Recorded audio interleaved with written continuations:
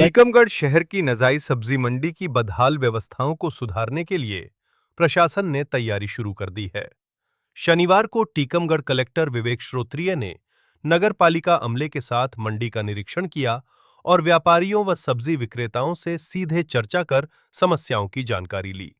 निरीक्षण के दौरान सब्जी विक्रेताओं और फुटकर गल्ला व्यापारियों ने मंडी में छाया पेयजल, शौचालय और पार्किंग की कमी की समस्या रखी।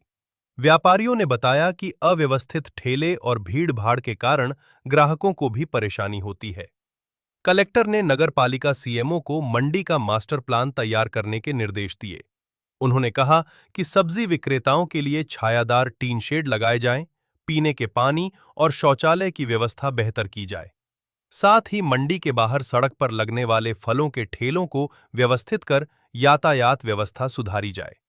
कलेक्टर ने मंडी परिसर में ग्राहकों के वाहनों के लिए पार्किंग व्यवस्था विकसित करने के भी निर्देश दिए। उन्होंने कहा कि मंडी में व्यापारियों और ग्राहकों दोनों को बेहतर सुविधाएं मिलनी चाहिए।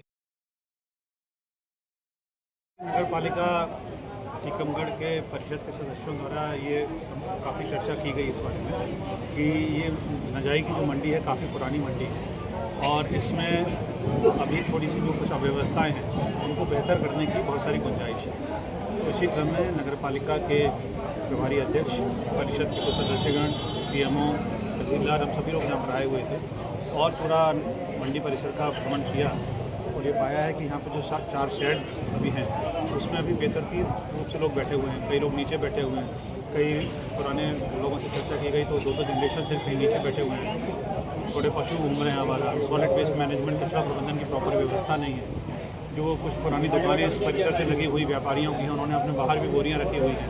तो ये सारी की सारी चीज़ों को देखते हुए मेरा ऐसा मानना है कि इसमें बहुत सारी गुंजाइश है और इस पूरे परिसर को व्यवस्थित करके जब सुबह लोग यहाँ पर नागरिक लोग आते हैं उनके लिए यहाँ व्यवस्थाएं होना चाहिए, चाहे वो शौचालय की व्यवस्था हो, चाहे वो उनके लिए पार्किंग की व्यवस्था हो और एंट्री और एग्जिट जो है वो ठीक अच्छी रहे।